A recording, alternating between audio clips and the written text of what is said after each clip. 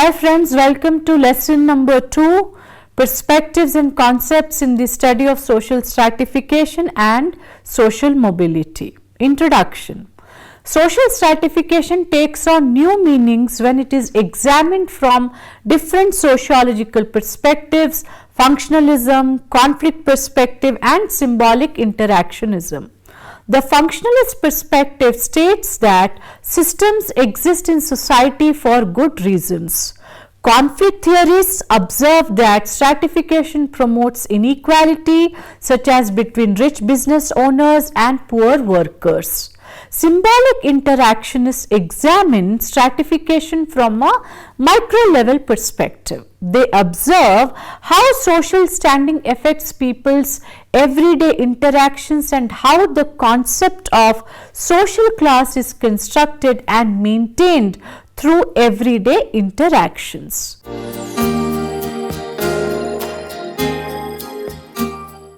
When we talk about the objectives, after completion of this lesson, you will be able to understand the functional, conflict and symbolic interaction perspectives. You will be able to describe the various concepts in social stratification.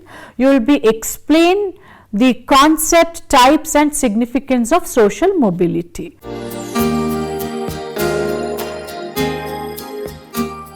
So, let us begin our discussion on functional perspective in the study of social stratification. The functionalist perspective examines the ways in which the parts of society operate. According to functionalism, different aspects of society exist because they serve a vital purpose. Thus, functionalism analyzes what is the function of social stratification. The most famous functionalist theory of stratification was first presented by Kingsley Davis and Wilbert Moore. In 1945, in the book Some Principles of Social Stratification. Stratification exists in every human society and they have explained stratification in functional terms. All social systems share certain functional prerequisites which must be met if the system has to survive and operate efficiently. One such requirement is effective role allocation and performance. For this to happen, all roles must be filled. They should be filled by those best able to perform them and necessary training for them to be undertaken. The roles must be performed conscientiously, that is very carefully. Social stratification is thus a good mechanism for ensuring effective role allocation and performance. People differ in terms of their innate ability and talent. Positions differ in terms of their importance for survival and maintenance of society.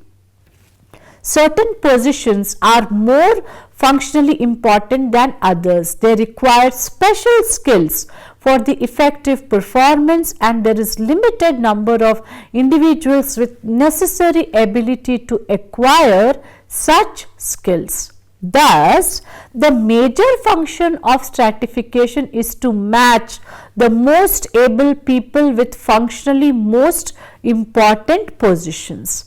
It does this by attaching high rewards to those positions. Desire for rewards motivates to compete. Theoretically, most talented will win. Such positions require long periods of training.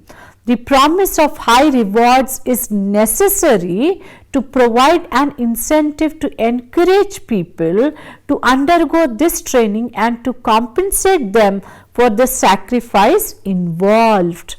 Thus, Davis and Moore conclude that social stratification is a device by which societies ensure that most important positions are filled with extra care by the most qualified persons. The difficulties are which positions are functionally most important. Highly rewarded positions do not necessarily mean it is functionally important. Importance of a position thus can be measured in two ways. Firstly, the degrees to which a position is functionally unique, there being no other positions that can perform the same function satisfactorily. Secondly, the degrees to which other positions are dependent on the one in question. For example, managers are more important than routine staff since latter are dependent on direction and organization from management. Davis and Moore regard social stratification as functional necessity for all societies. They see it as a solution to a problem faced by all social systems, that of placing and motivating individuals in the social structure.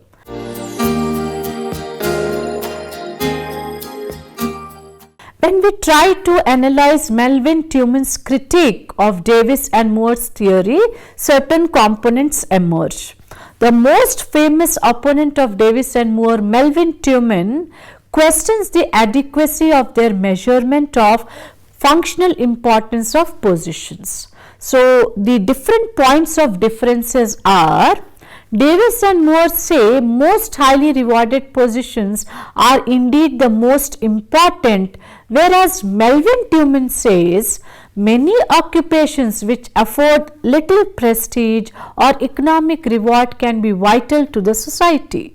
Tillman argues that some labor force of unskilled workmen is as important and indispensable as some labor force of engineers.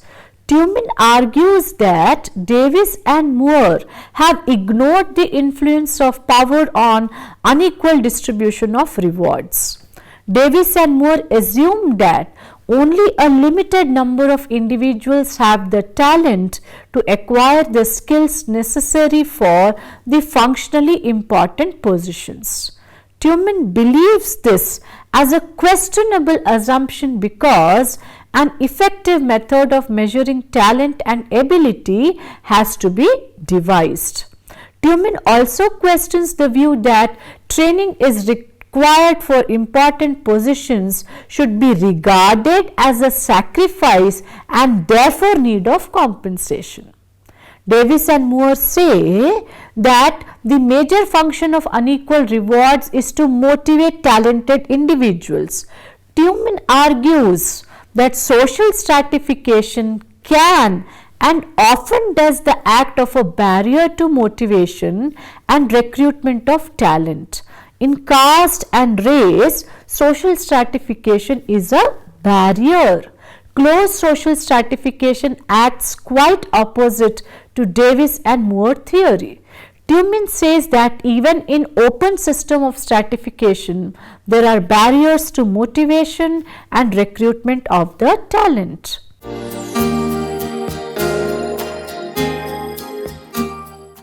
Let us now discuss about the conflict perspective in the study of social stratification.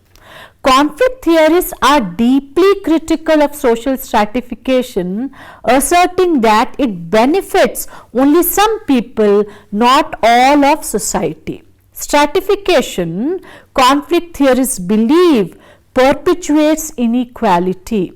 Conflict theorists try to bring awareness to inequalities such as how a rich society can have so many poor members.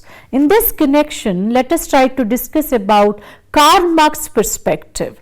Marx first used historical materialism as theory to understand social change. However, he also elaborated on the concept of division of labor. Through the development of technology, human beings were able to improve agriculture and could form settled communities. As production grew, the community produced more than its requirements. There was surplus. It was now possible to support people who were not directly involved in the production of the food. Once there was surplus, it was possible for people to diversify their activities. Hence, some produced food which was sufficient to feed all, while others were engaged in other activities. This is called division of labor. This system led in some people gaining control over the means of production or mode of production by excluding others.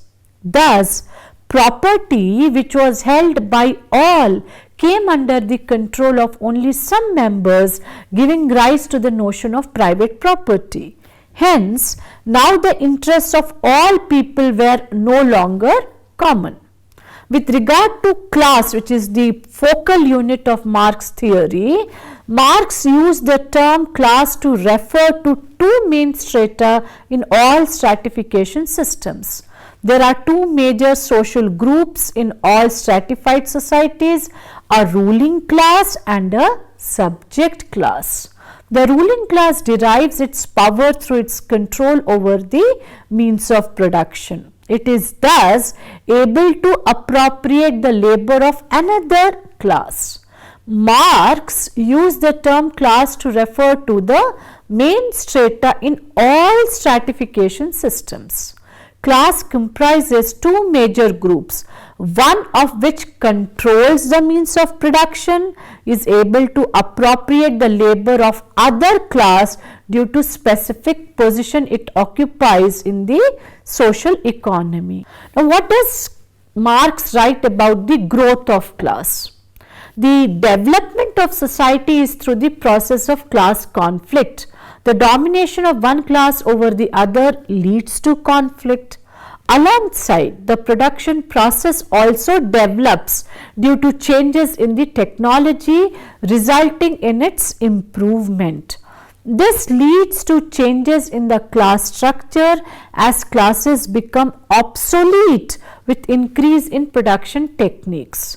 New classes are then formed, replacing the old classes. This leads to further class conflict. Marx believed that the Western societies had developed through four main stages or epochs. Firstly, primitive communism, which is represented by the societies of prehistory. These societies, which are dependent on hunting and gathering and which have no division of labor. From then onwards, all societies are divided into two major classes: masters and slaves in ancient society, landlords and serfs in feudal society, capitalist or bourgeoisie, and labor class, that is proletariat, in capitalist society. During each historical epoch or stage, the labor power required for production was supplied by the subject class, that is by slaves, serfs and labor class respectively. The ruling class exploits and oppresses the subject class. Since the ruling class is economically powerful, they also become legally and politically powerful. Despite the fact that these classes are dependent on one another, the relationship is that of exploiter and exploited.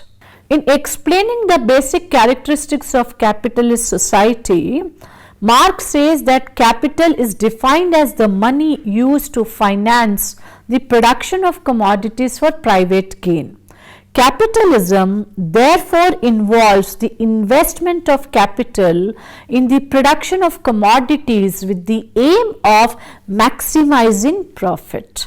Marx argued that capital as such produces nothing, only labor produces wealth. Yet, the wages paid to the workers are well below the value of goods they produce.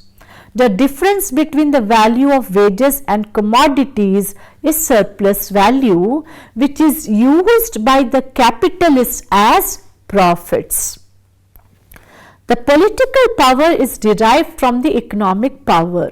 Therefore, the major institutions, values and belief systems are seen to be largely shaped by economic relations. The power of ruling class therefore stems from its ownership and control of the forces of production. Marx says that class also leads to social change. Proletariats develop into a class for itself, that is, class having class consciousness and class solidarity. The basic contradictions contained in a capitalist economic system would lead to its eventual destruction. Capitalist society in itself is very unstable. Increasing use of machinery will result in a homogeneous working class, since the increased use of machinery shall remove the differences in skilled, semi-skilled and unskilled workers. The differences in wealth between bourgeoisie and proletariat will increase. Even if the real wages and living standards of proletariats may increase, its members will become poor in relation to the bourgeoisie or the capitalists. This process is called as pauperization. Class forms the basis of the stratification system in any society. Classes are related to the production process of each society. Changes in class structure occur when there are changes in the production process. Thus, the system of stratification in a society is dependent on the relations of production.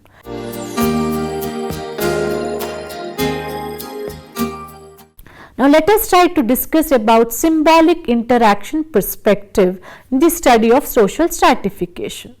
Symbolic interactionism uses everyday interactions of individuals to explain society as a whole. Symbolic interactionism examines stratification from a micro level perspective.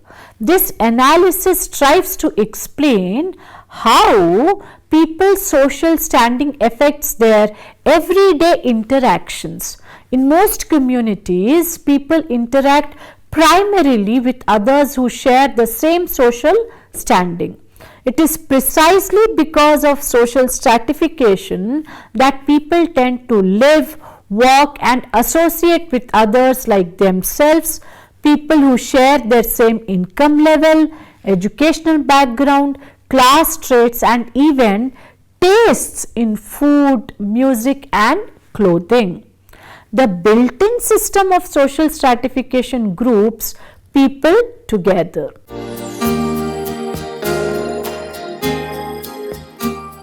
Let us now understand the different concepts in the study of social stratification, and one of the most important is inequality. According to Jean-Jacques Rousseau, the question of inequality is a basic one in understanding the social stratification.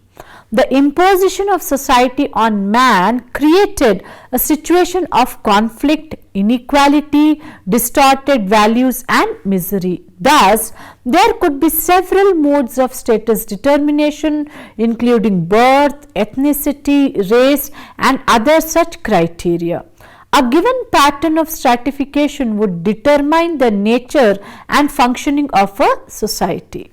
The German-British sociologist and class conflict theorist Ralph Dahrendorf, while tracing the history of inequality, says that in 18th century, the origin of inequality was the focal point, and in 19th century, the formation of classes was debated, and in 21st century, we are talking of theory of social stratification. He gives two approaches to study inequalities. First, we must distinguish between inequalities of natural capabilities and those of social position. And secondly, we must distinguish between inequalities that do not involve any evaluative rank order and those that do. Based on the combination of both, Dahrendorf refers to four types of inequality in relation to individual.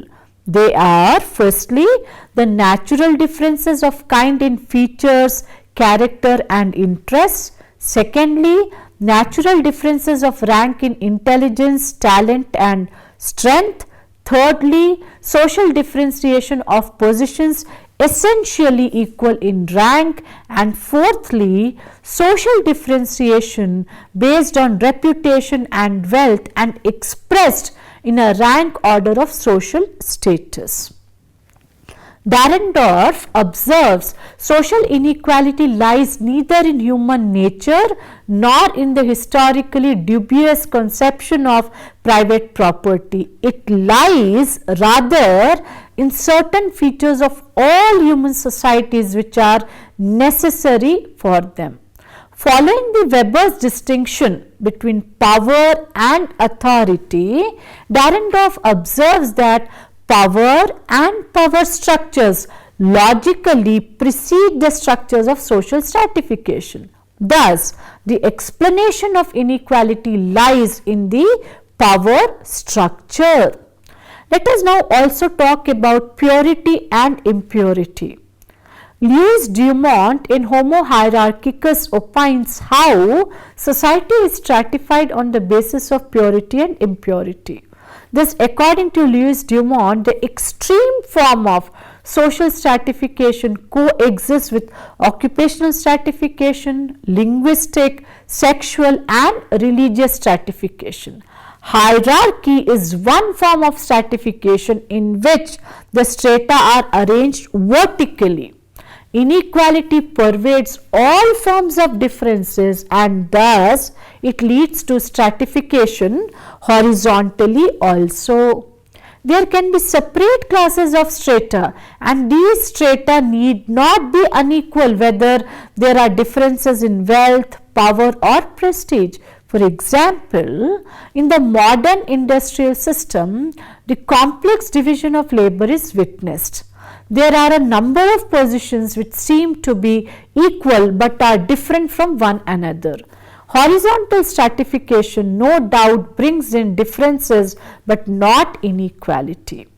Hierarchy is the core of stratification and is used for ordering of social units as superior and inferior or higher and lower. Race and caste are considered as natural hierarchies as both imply an ordering of endogamous groups having an unchanging hereditary membership. Hierarchy as a principle of ranking or ordering signifies for more rigidity compared to terms like stratification, differentiation, class and power.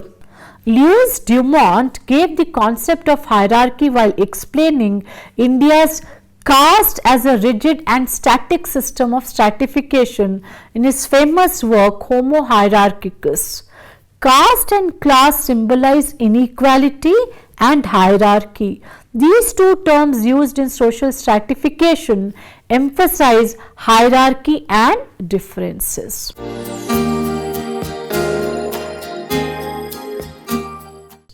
Let us now try to understand the relationship between social mobility and social stratification.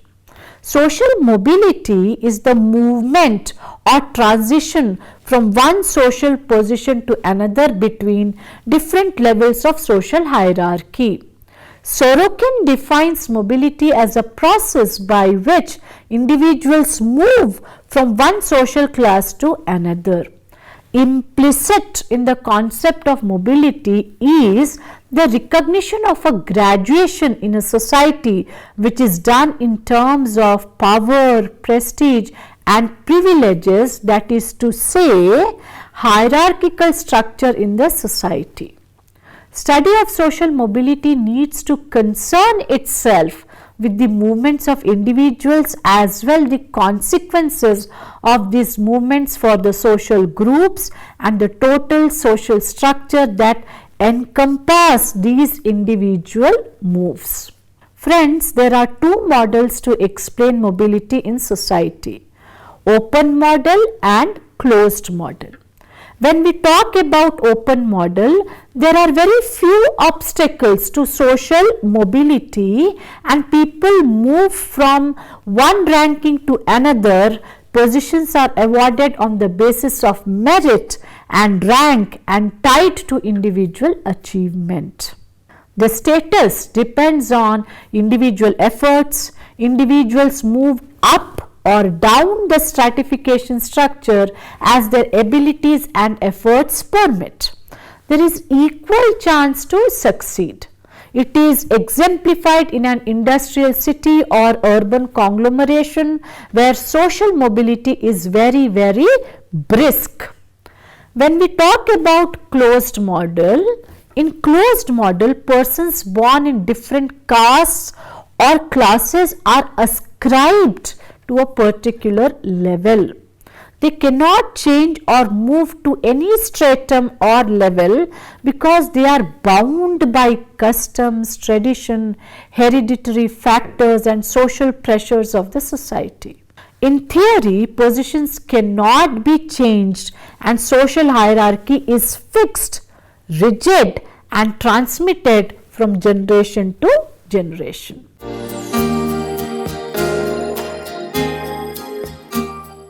Let us briefly discuss about the types of mobility. Intragenerational mobility. It is defined as the movement of the same person over a period of time. For example, a hairdresser becoming the owner of a chain of saloons. Intergenerational social mobility. It is defined and measured as a social class difference between father and offspring over a period of time. A person moves up or down the social ladder relative to parental class position. For example, son of a bus driver becoming a doctor or an IS officer. Horizontal mobility. It refers to the changes in the position that do not appreciably changes a person's status. Vertical mobility. It refers to the movement of people, of groups from one status to another. It involves changes in class, occupation or power. Vertical mobility can be divided into two: ascending or social climbing or upward mobility, and secondly, descending, social sinking or downward mobility. Ascending currents exist in two principal forms: as an infiltration of the individuals of a lower stratum into an existing higher one, or as a creation of new group by such individuals and the insertion of such group into higher stratum. When we talk about descending mobility or social sinking, even this has two principal forms. Firstly, dropping of an individual from a higher social position into an existing lower one without a degradation or disintegration of the higher group they belong to, and secondly, manifested in the degradation of the entire social group as a whole. T.B. Bottom-Moore in his book Classes in Modern Society points out that social mobility has generally increased with economic development of the industrial societies. This increase has been largely due to changes in the occupational structure, primarily the expansion of white collar and professional jobs and increase of service sector.